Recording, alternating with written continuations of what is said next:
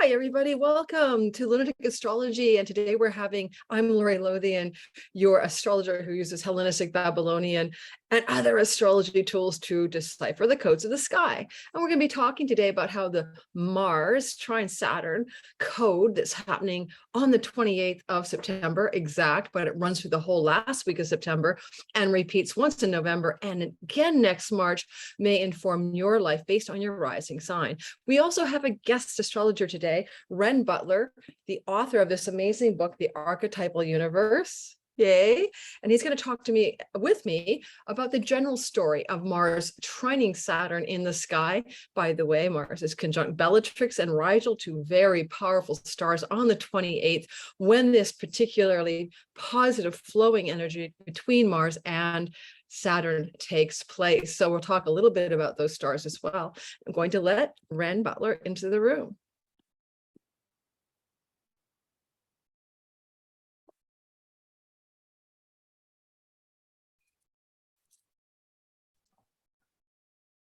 Welcome, Renn, to our channel today for our talk.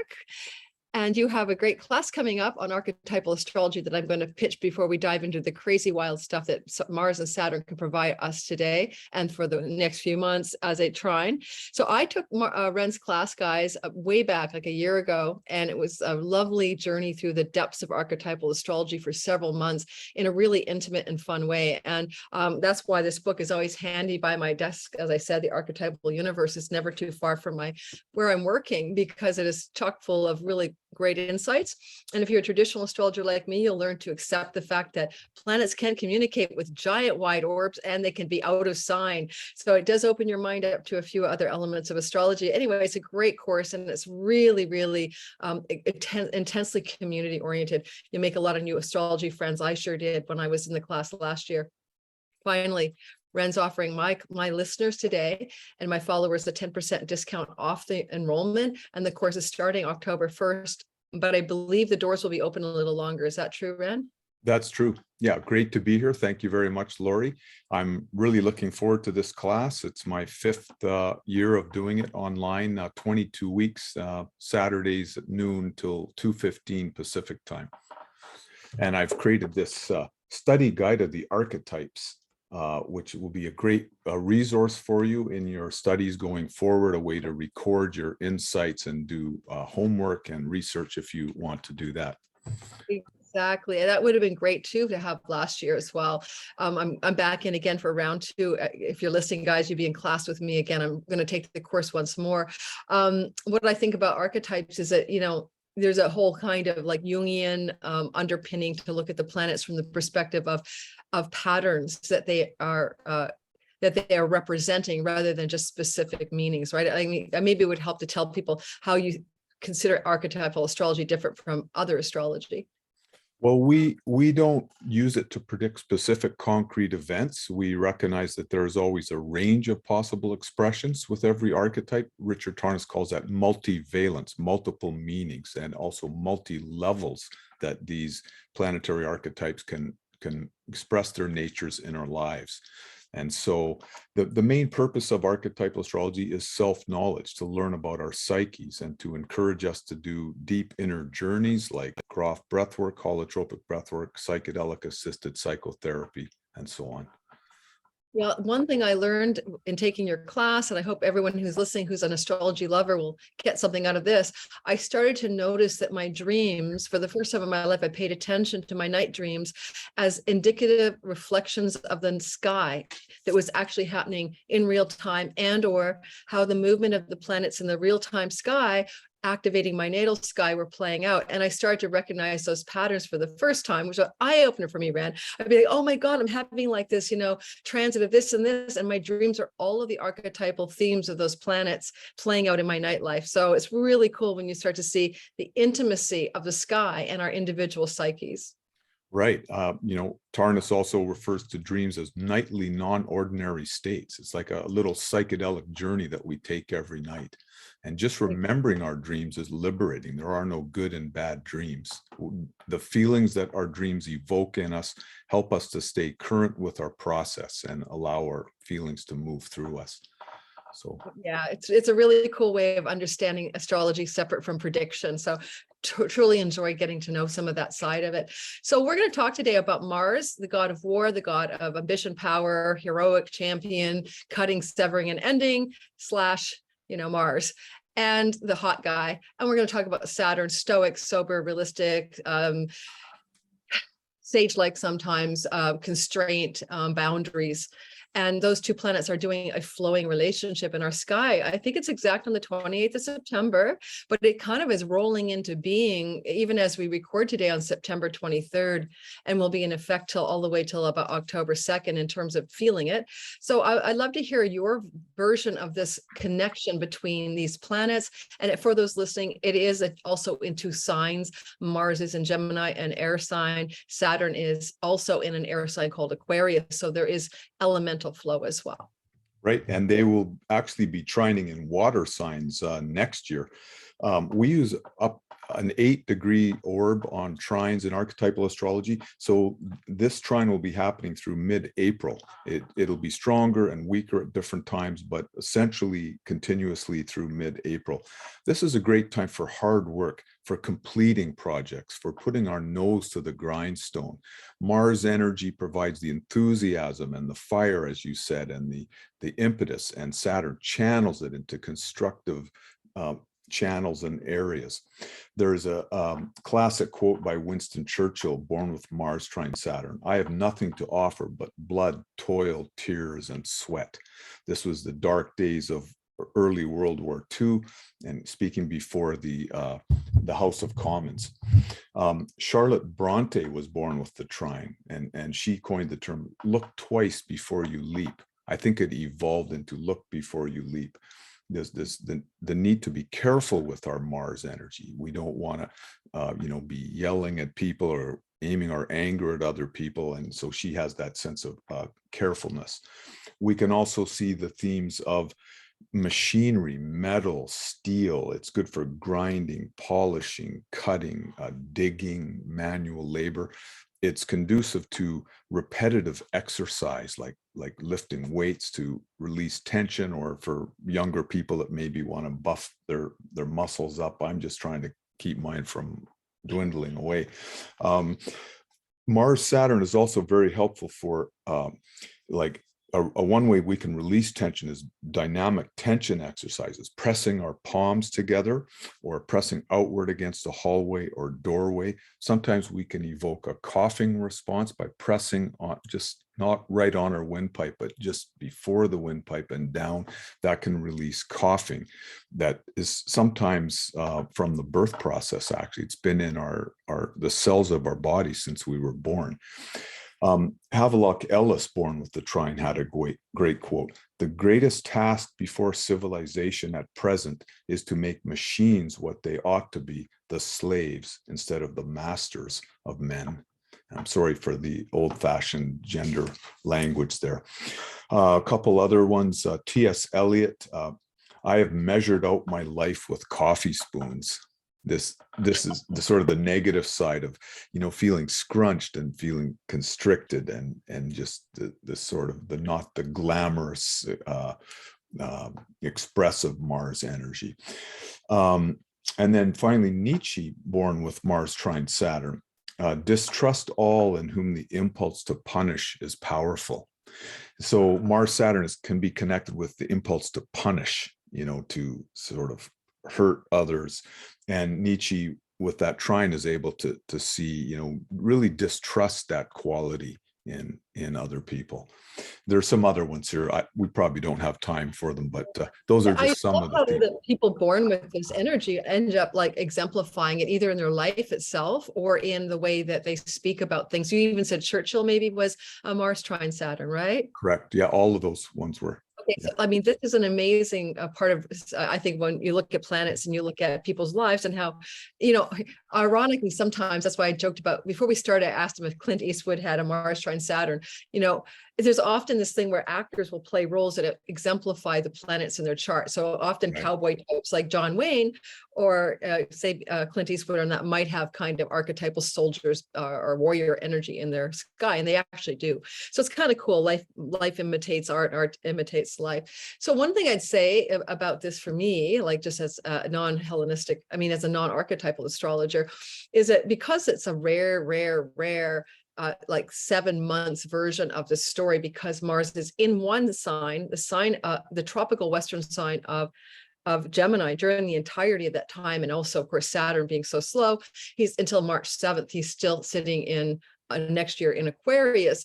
We're going to get like a retrograde pass in November, and we're going to get a direct motion pass again in the spring, or actually, I think all the way out. Let me double check the timing on that. I had it written down, but this is kind of making it, to me, like, pay attention to what happens in the next week or two as this energy builds up. Because I think sometimes of Saturn as a kind of an architect, and maybe the executioner of the design being Mars, right? The builder, the one who lays it all down, who carpenters it into place.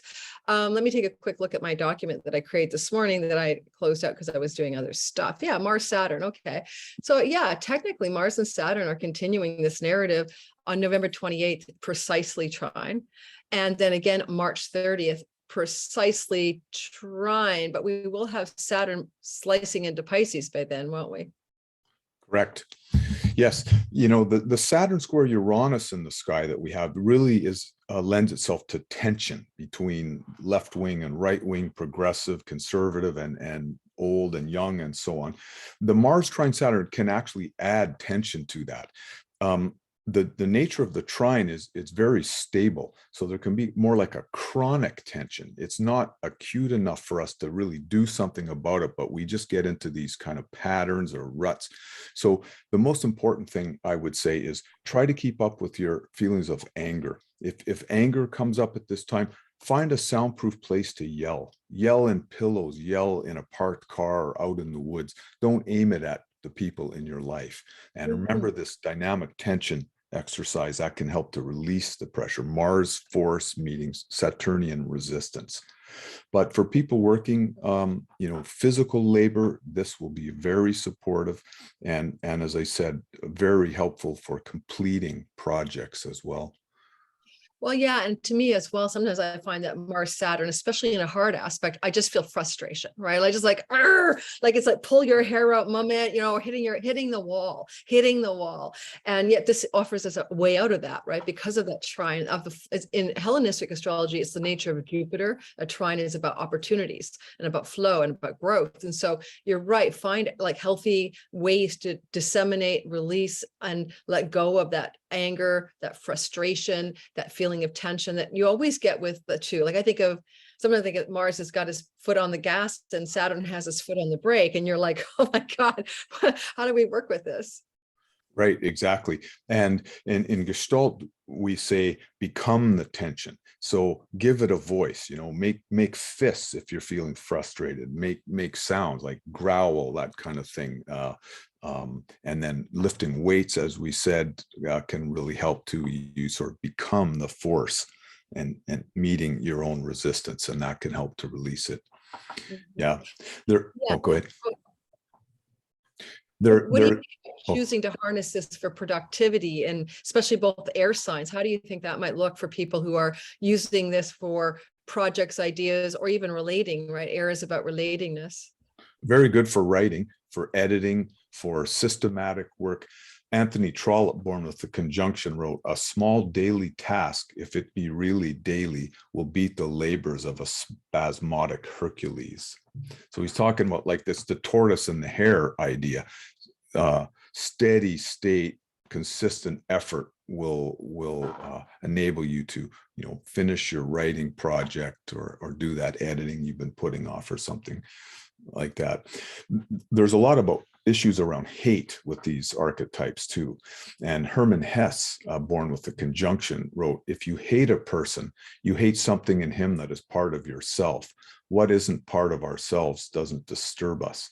It's kind of interesting. I don't think it sums everything up, but we can get in touch with our inner Donald Trump, and the side of us that needs to be limited and that is sort of out of control, that is greedy, or that's how I would see it. Yeah, I never really thought of that, Ren. Like, that Mars can be not just anger, but hatred. And we're seeing so much polarization, even in our country of Canada. Ren and I live in Canada. People have flags up on their buildings saying F Trudeau. As our prime minister, if you're not from Canada, F Trudeau, and as fuck Trudeau, for those of you who know what I'm saying. And also we even have things like trending on Twitter, really angry memes and things to do with like hashtag Trudeau must go now, resign Trudeau, like get the hell out Trudeau. But it's almost like the intensity, you can almost feel it already. Mars has been in a air verbal sign, Gemini, since August 20th. And there's this intensification of verbal displays of anger, aggression, hatred at the extreme. Yeah, I mean, they're kind of taking their cues from Fox News, the right-wing news media in Canada. Luckily, knock on wood, they're not as vociferous and confident as the crazy right-wing, extreme right-wing media in the States. But yeah, it evolved out of the truckers convoy, and it's really the oil companies trying to prevent the transition to renewable energy. So they want to mobilize people against all progressive causes and tarnish green energy with all these brushes of like communism. I had a conversation with another archetypal astrologer on my channel a while back who I met in your class, and we talked about that what's really going on is both the left and the right are polarizing right now, and maybe we were talking about Saturn square Uranus, but anyway, and the thing is you're getting like the radical left for the first time, as well as the like it's both sides have gone to like nonsensical extremes. I can't just point to conservatives and go, oh, it's their problem. The right has also lost touch with reality. So when we had that convoy, truckers convoy, Mars was moving through Capricorn, the sign of his exaltation. I actually wasn't surprised that the convoy happened and the truckers arrived in Ottawa during that. But if you talk about extremism, because I'm trying to be neutral here, this was a parking protest, okay? And they stopped the honking after the second week or first week. So, to have an emergency measures act that was designed for war and wartime and shut down bank accounts of Canadians, which the radical left chose to do under the guidance of our prime minister, who's later on been determined to have lied to the public that the police wanted that help. We see in the sky this incredible sense of all directions going to the outer edges of bell curves of extreme behaviors, extreme policies, etc. So, to me, it's not one side's good and one side's bad. It's that both sides have lost the storyline.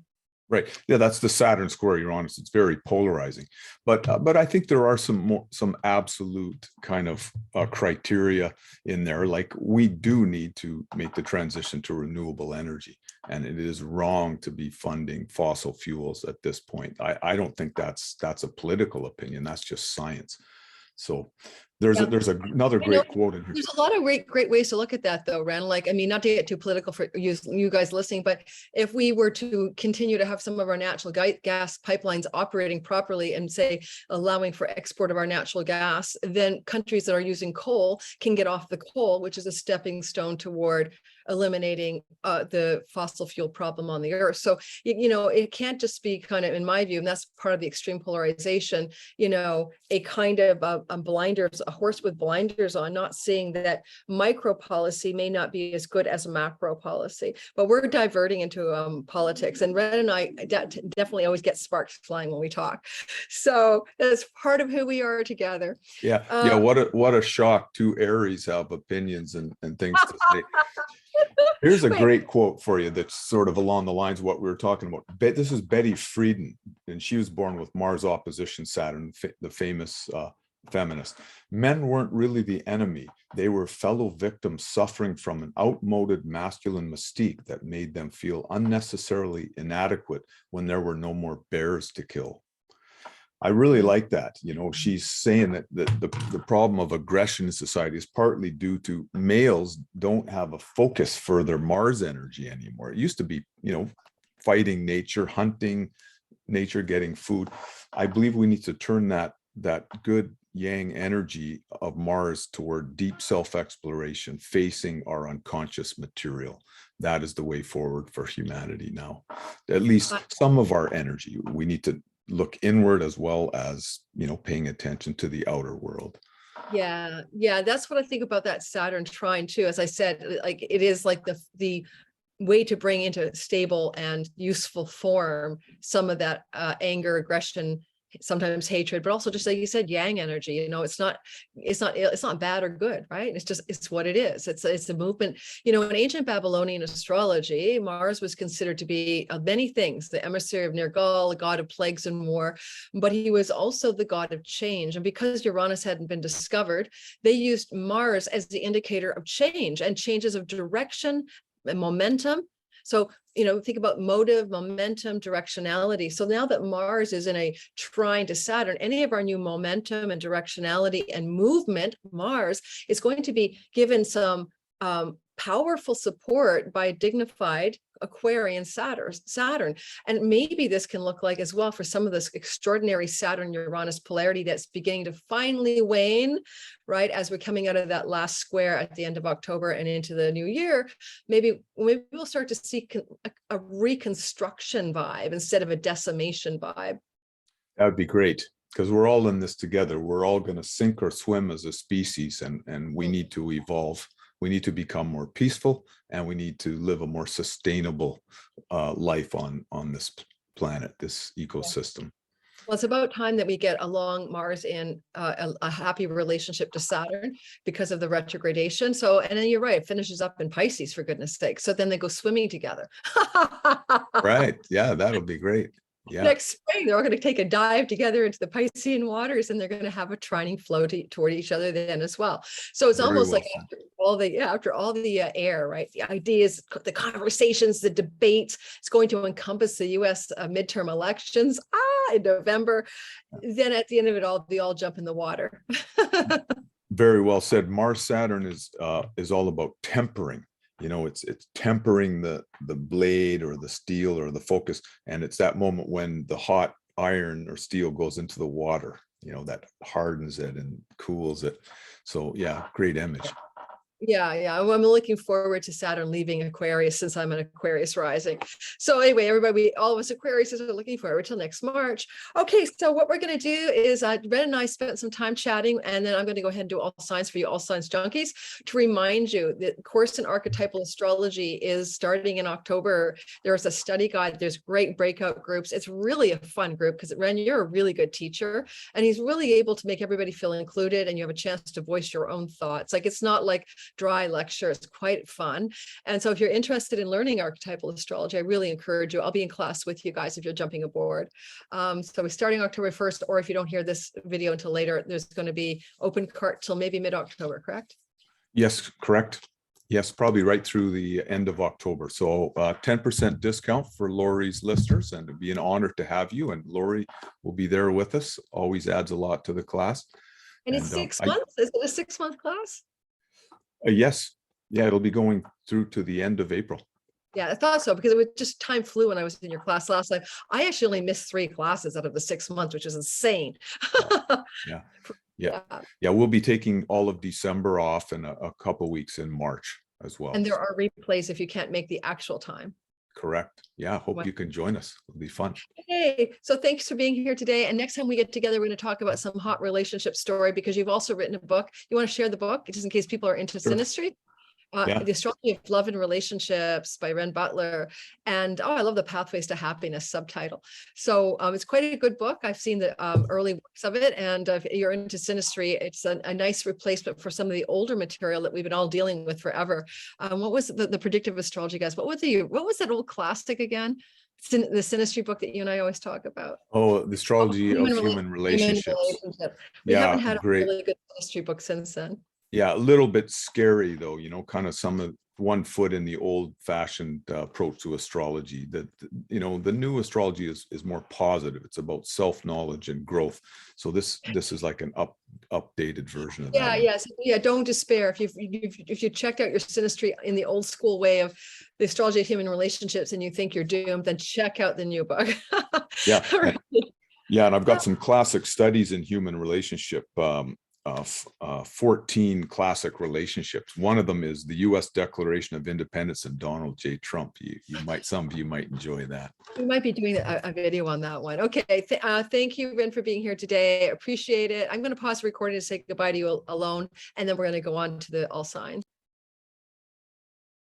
So that was a lovely conversation with Renn Butler. Now I'm going to talk about you, all signs, and how this may impact you over the course of the next couple of weeks. Let's say September 23rd to October the 3rd, you're feeling this. And just know it comes back again in November, comes back again in March. So you're going to feel this 3 times. And we're going to focus on what might be going on in your sky based on your rising sun. It'll always be most accurate. Then your sun, then your moon. If you're new to my channel and you like what I'm doing, please like, subscribe, and help my channel grow. Hit that bell as well. You know, I'm almost at 10,000 subscribers on today, Friday the 23rd. I think I'm at 9,800. Love your support. Please help. If you sign up and you're a new sub, or you sign up to my newsletter anytime between now and Halloween, you're entered into a contest for one of 10 free prizes, including free readings, half-price courses, free courses, and a bunch of other goodies. So if you're new here, tell me in the comments that you subbed. And if you want to subscribe to my newsletter, I know that you subscribe because I get notice of that, and you'll be in a huge draw and a big party on Halloween. I love Halloween. I'll probably do it live on my channel dressed as a witch or a gypsy. One of my favorite costumes when I was a kid. So I'm going to show you what the sky looks like. And when I was with Renn, we were talking mostly just about the energies of the general themes of this story, but I want to bring up some other elements that he and I didn't cover. Number one, there's 2 stars that are sitting with Mars when this thing perfects around the 28th of September. Mars is sitting with Bellatrix and RIgel. Now, Bellatrix is kind of a bombastic, belligerent, driven energy, and the other one, the star called RIgel, is about prosperity and success. So RIgel is definitely like a go-getter star. And I would say that this is a vibe that's being really succinctly initiated about being able to go for something, to really get something you want. And you may do it in a Bellatrixy way, which is kind of to say very warrior, very pushy, you know, very shovey if you need to be, you know, to get what you want. The second thing I want to bring into play is we can still see that even though Mars is talking with Saturn here, and you can see that right here, guys, right there to Saturn. Saturn is sitting with the vessel flame, which is a hearth flame. It's like, where do you tend the flame of some devotion? Where do you nourish and nurture yourself? What fires are burning away for you? Saturn is discipline, structure. He is retrograde though until the 18th of October, but you can definitely tell that he's thinking about what fires are burning that are worth devoting himself to, and helping you determine that based on your sign. And at the same time, he's still squaring that Uranus. That gnarly tension doesn't really begin to unfold completely till mid-October and the end of the month of October, where it starts to very much finally wane. So Mars is kind of like a soothing productivity bomb and flow in the middle of what's still a very difficult situation, right? With Saturn, the Lord of space-time, karma, and boundaries, and Uranus, who wants to break free, disrupt, rebel against what is structured. And, you know, this is literally can look like protests, for example, or freedom fighting against some kind of constraint. Now, you can see there's a really cool little icon here, and that is Poseidon, a trans-Neptunian that takes, I think, 200 and I don't know how many years. All the trans-Neptunians are like slow movers, 200 and something years to go around the zodiac. And this Poseidon is the god of the sea. And the only reason I'm bringing this up, okay, is that also you can see that even though Mars is providing forward productive momentum, this looks like tidal waves, flooding, mishaps at sea. And I went back to do some research. I didn't do a lot because maybe I'll do a separate video on this Poseidon Uranus story. But back in 1973, Poseidon and Uranus were in a conjunction. Conjunctions and oppositions are very similar. They're very tense, difficult aspects. Okay. And in that sense, I thought, well, what was happening back then? Maybe I can get some clues. Is there anything to do with oceans and seas that was occurring? Yes, there was. In the month of September 1973, as Uranus and Poseidon became conjunct, Uranus, sudden, disruptive, lightning bolts of upset, change, radically weird weather, especially in the sign of Taurus.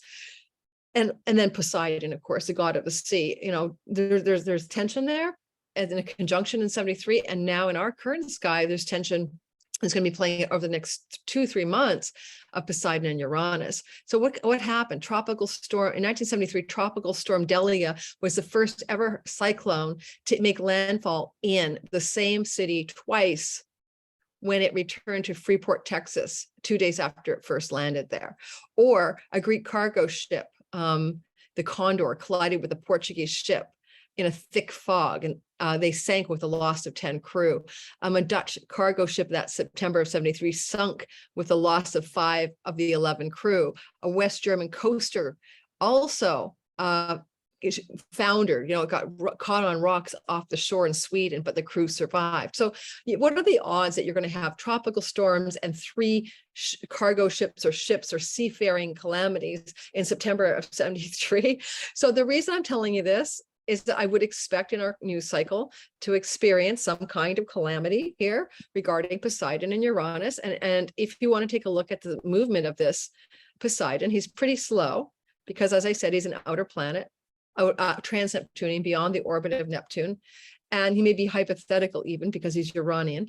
And you can see that, here we go, around December 28th, they're becoming exact. So I'm not saying that we're going to have floods, hurricanes, cyclones, although as I speak, there is a massive hurricane landing off the shore of Eastern Canada.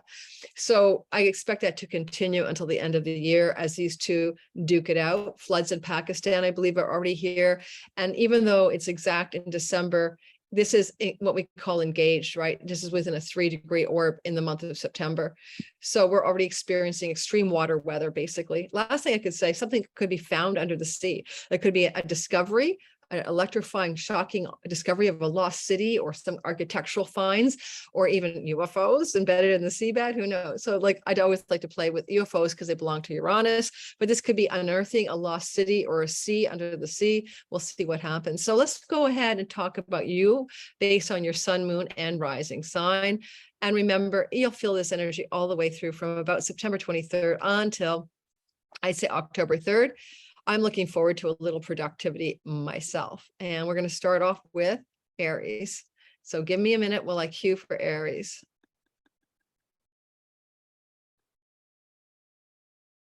All right, Aries coming up. Give me a minute. Aries, sun, moon, and rising.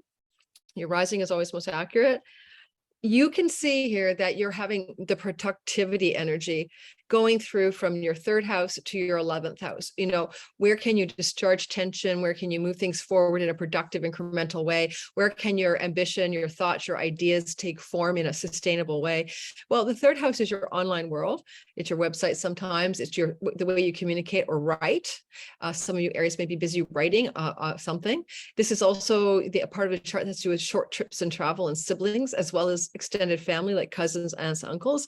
So there may be journeys and travel involved that is very productive and helps you become more sustainable and create greater solid form and foundation in 11th house matters. Now, 11th house matters, and you've got a fire burning of devotion here, are how you reach out to large groups of people, how you engage with groups of people, how you belong to groups of people. So for example, maybe this is me, creating and managing my Sky Reader course. It starts in October. Check it out. Early bird discounts are available until October 2nd. And in a trine to Saturn, how form happens in groups of people. The form is I'm teaching. There's other ways that can look. I'm just giving you one way. So where in your life do you have also maybe some positive developments with your eldest sibling or friends in high places with great authority supporting you to be successful in your 3rd house endeavors, including learning something or teaching something that's skills-based. And you have a burning fire of success up here in the 11th house. This can bring you some recognition during this longer transit that lasts till next March. But remember, this phase is just act one of a 3-part story. Taurus, sun, moon, but especially rising sign. So Taurus people, you guys have the energy of this happening for you. And I had to unplug my mic when I was with Renn because it was the weirdest thing. So if my sound's off, I'm having Mercury retrograde tech glitches. And when my mic was in, he couldn't talk, which I've never seen happen before, except for yesterday. So I'll have to figure that out. So in the meantime, excuse my audio if it sucks ass. All right, Taurus, sun, moon, and rising sign in your sky. You're looking at this drive, momentum, direction, ambition in your second house of your voice, vocation, and calling, but also your earnings and possessions. Now, Mars can help you eliminate food that you shouldn't eat, addictions you shouldn't have, and possessions you don't need, or it can help you spend money if you need to buy something that you really need. And he can also amplify new directions for you in the way you're earning money that brings a stability to your career path. And, you know, if you're not a career person, like you're retired or you're a student, your 10th house will represent what your ambitions are to be perceived as a successful person in this world. It's where your visible actions show up and people know what you're up to. So for some of you Tauruses, you might be looking at, with Saturn in the vessel flame, a sense of renewal, of flow of finances regarding past public recognition, status, reputation, career, ambition, and success. And you may have a very visible flame of devotion. What are you doing on your career work path, or your idea of what your purpose is that you are very devoted to, that you have a lot of ability to dive in, work hard, continue, grind away in incremental ways that flow, and not give up, basically. This is truly a perseverance and persistence in a flowing way that you're able to achieve here, especially if you have to write something, because Gemini can involve writing as well. And that's about that. I hope that's of some use. Gemini, so you guys are having Mars in your first house, right, for like until next March. But this particular trine with Saturn, the first of three, go back and listen to the beginning. You got November and the next March again. You've got Mars, you know, making you more powerfully able to speak your truth, to be able to be commanding and directional, and to engage and embody the energies of Mars. Like you become more a cooler Mars, right? An air Mars, but you're definitely on your game when it comes to your ability to become decisive, commanding, directional, and to engage with passion and momentum in your life. And at the same time, you are probably don't suffer fools gladly, and you're also going to cut people off and away from your life if you don't need them. That seventh house could be pared down a bit. Meantime, this trine is to Saturn in the ninth house of learning, studying, teaching, higher education, academics, also the area to do with foreign lands and travel. And for me, I wouldn't mind going, I'm a progressed Gemini ascendant, on a trip to Mexico. So this can be my perseverance over the next week or two in solidifying a potential travel opportunity.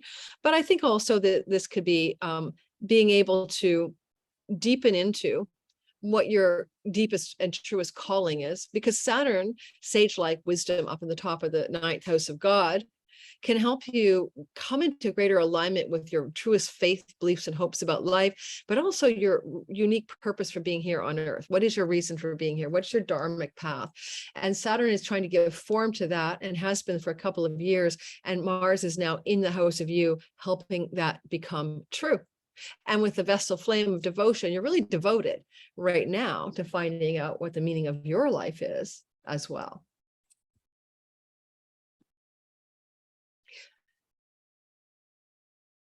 All right. Cancer, sun, moon, rising sign. The Mars is in a subtle psychological back house, 12th house place. This can be very much where you are in deep process work, emotionally, psychologically, or spiritually. Can be about karma. Mars can help you eliminate karmic patterns and habits and old addictions and psychological self-undoing that have been in your life. And this is a 7-month journey, right? It started August 20th, ends next March 25th. That said, right, even though that is true, there is a feeling that this 1 week that we're in is the beginning of, the 3-part story. It's going to be like September 28th, and then November 28th, and then March something. I forgot the date, but sometime in late March. So Mars is sort of saying to Saturn here, in what ways are your See, the 8th house is hidden and psychological as well. So it can either be about straightening out some money stories, especially shared resources with a partner, and not sabotaging finances because of your blind eye to your partner's money stories, marriage or business. Or you could be fruiting and flowing toward some kind of deeper psychological, spiritual awakening that also allows you to get in touch with the occult, magical, mystery part of you. right? And Saturn is here sort of sober-mindedly cleaning up your 8th house. That can include, by the way, cleaning up your stock investments and cleaning up your 401k and cleaning up your bank loans and mortgages. And Mars is in the 12th house. He can lend a hand there from backroom deals and negotiations on your financial front. Definitely with Saturn here until 2007, you may harvest, right, some financial gain in a very realistic way from some investments you've made online in the stock market or in altcoins and stuff like that, whatever you invested in. Harvest season is up for you in the next few months. Leo, sun, moon, rising. Oh my God, I am recording, right? I had that moment of, am I recording? I am recording. Guys, welcome to my life, you know. You imagine if I wasn't recording and I was talking for like how many signs now? Leo, sun, moon, especially the rising sign, is most accurate. This is the first of a 3-part story, as I mentioned in the beginning. It's like the end of November and it's next March, but the first pass is Mars trining Saturn in your 7th house from the 11th. And that can look like certain themes emerging regarding how you might have new directions, momentum, and passion and excitement with groups of friends and groups of belonging. And with your partner, whether it's your love partner or your business partner, it's like the two of you would get on board with certain values that you wish to do, groups you wish to belong to, certain ways of connecting with larger social groups in tandem with your business partner, in tandem with your marriage or love partner. You could also find the Vestal flame is sparking in the marriage house with Saturn, how to spark up the level of commitment within your business and love partnerships in a sustainable, lasting way, because you do some more fun things and some more social things in groups that you enjoy with that Mars trine. Okay, that's the best I can come up with for you. I hope that makes sense. Virgo, sun, moon, rising sign. Well, Virgo, you guys are having this energy. It's definitely interesting of Mars in that career house, in quotes. Now, people say, what if I'm retired? What if I'm a student? Yes, this is still your visible purpose. If your visible purpose is to be a student, that's what it is. If your visible purpose is to be retired, that's what it is. It's what your actions are that everyone can see you do. Mars is making changes up here. Some of you Virgos will change course. If you've been like a student, you may change your curriculum, or you may quit your school. If you're a retired person and you were doing nothing but playing golf, you may make some changes and start to do some kind of volunteer work. So changes to your reputation, status, success, ambition, and actions in the world is what Mars is creating up here. So certainly if you're working in a job or career path you don't like, he can cut that away for you. But if he does cut anything away right now, he's doing it in a flowing way. And that trine to Saturn is like, look at this time, September 23rd to October 2nd as sustained new directionality and decisions about your work and career that are flowing to the daily health, the health attitudes, how you improve your health, your workday routines, okay, in a very positive way. You certainly have a time behind you, Virgos, where working on your health and improving your health has been ongoing for almost 2.5 years, 2.5 years.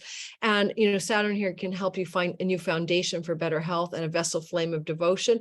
But maybe there needs to be some momentum and shifting in the way you do your visible work in the world in order to facilitate that better health. And lastly, you can eliminate a debt or some financial obligation. Mars can flow towards new career directions that help eliminate financial obligation, costs, and debt that is burdensome to you. In traditional astrology, the 10th house is the house of the father. Mars can cut and sever. So maybe something to do with your father, and money may emerge in the week of September 23rd to October 2nd, but that's useful and helpful for you. Or if he's not cutting and severing, he's offering something up. He does rule your house of inheritance, and therefore it's possible some of you may receive a gift, a bequeathment, inheritance, or a favor financially from a father figure or father in your life in the next week.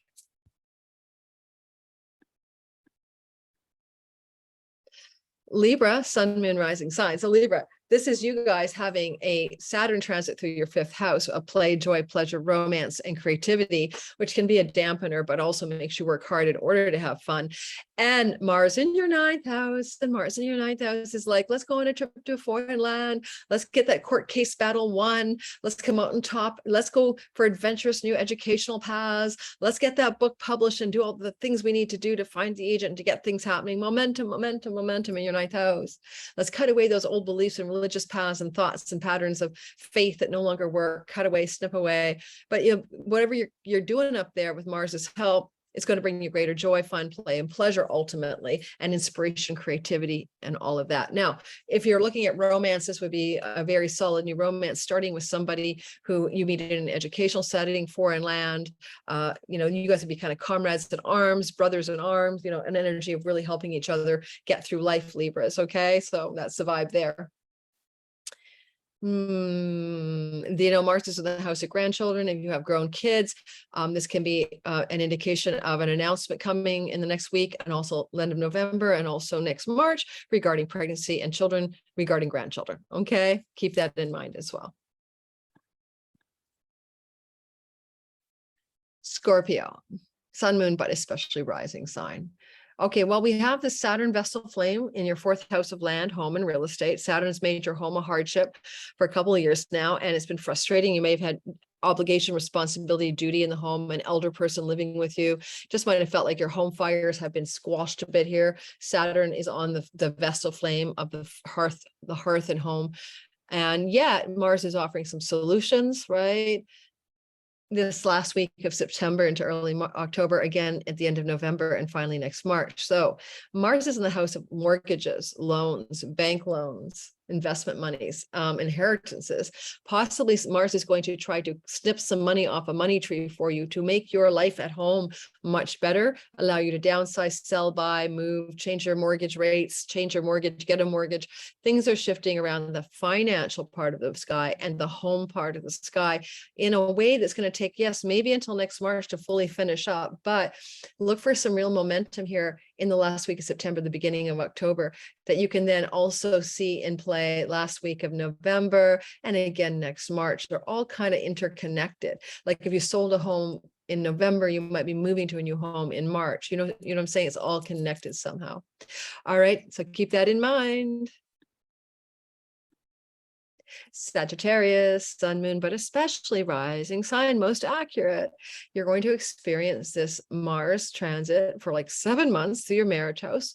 If you are married or you have a significant other, this can mean that they're making a lot of changes in their life, or they're moving in new directions, but it can mean they're also very combative, conflictual, and there can be a lot of arguments with your significant other over the course of August of 22 to March of 23. In the meantime, there's a bit of an opening of positivity September 23rd to October 2nd, as Mars will be in a trine to Saturn, a very nice energy of constructive, flowing, building between you and your business partner or your significant other, because of things to do with trips, travel, and journeys. Local neighborhood things you do together, maybe. Also things to do with education, should you choose to study a course together. Or maybe it's just simply your partner flies off somewhere or travels away from you, and that relieves some of the tension you've been feeling. Or you go off on a trip and leave them behind for a while. Okay, so keep that in mind. Siblings, aunts, uncles, cousins is where Saturn is. Maybe you get an intervention from a relative that dispels some of your tension. Mars is in the house of legal agreements. You might have a break of a vow, an oath, or agreement, but it flows towards better 3rd house things, enjoying your local neighborhood, having a better relationship with your family, extended family, having more freedom to travel. So yeah, so watch for that. If there's a break with somebody in your life, breaking away of a marriage or business relationship, it actually works out to be a good thing.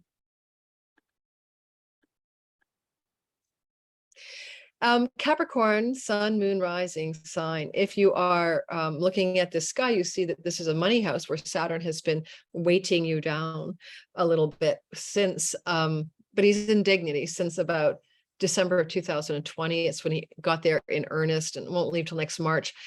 there's a feeling of being dutiful, responsible, hardworking, conservative, cautious, and safe around spending, around saving money, about possessions you buy or sell. And all of a sudden, Mars in your 6th house of health routines and livelihood and daily habits and work routines and office and colleague and coworkers and employees and employers, okay, and pets, okay, is in a trine to the 2nd house. Now, for some of you, it could be buying a pet, literally, and having all the momentum and ease you need to purchase a pet or to acquire a pet, okay?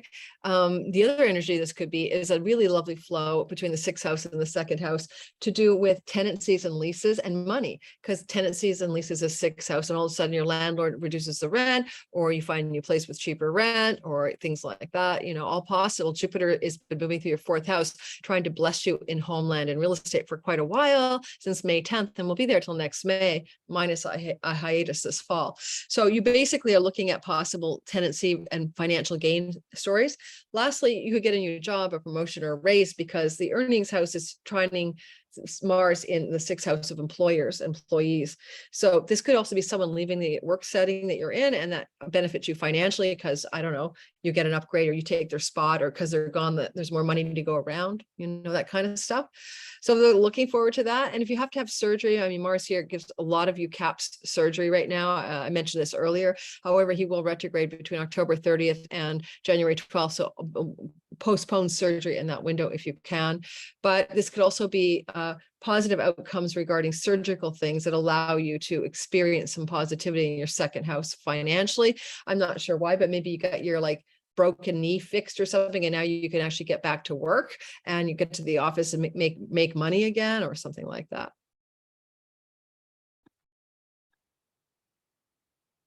This is me, guys. I'm an Aquarius rising, and your rising will be most accurate. Sun and moon is second accuracy level.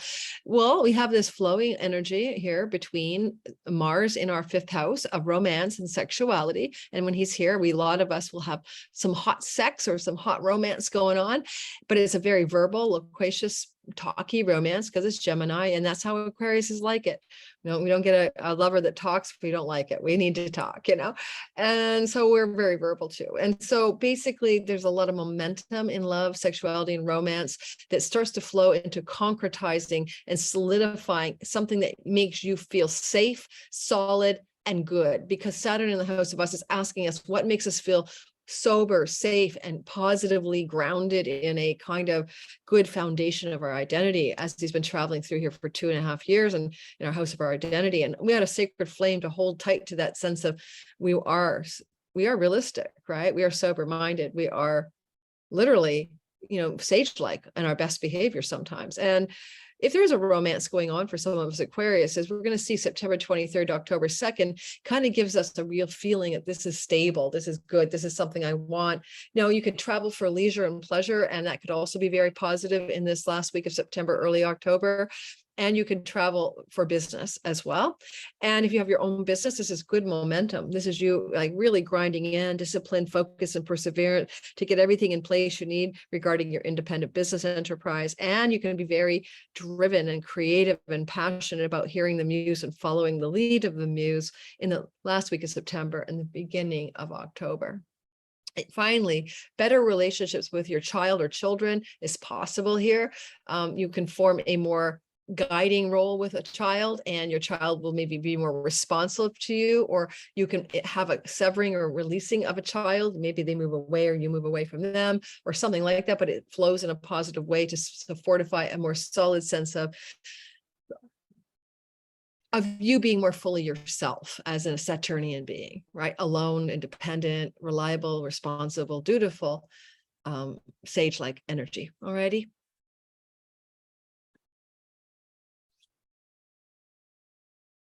Alrighty, Pisces, last but not least, sun, moon, but especially rising. If you have Mars in your 4th house for this long, which will be August 20th to next March, you are either constructing your home, reconstructing your home, you know, doing construction around the home, digging a new foundation for your home, making changes in your home, or getting ready to move to a new home. And if those don't happen, then you're having arguments with somebody you live with.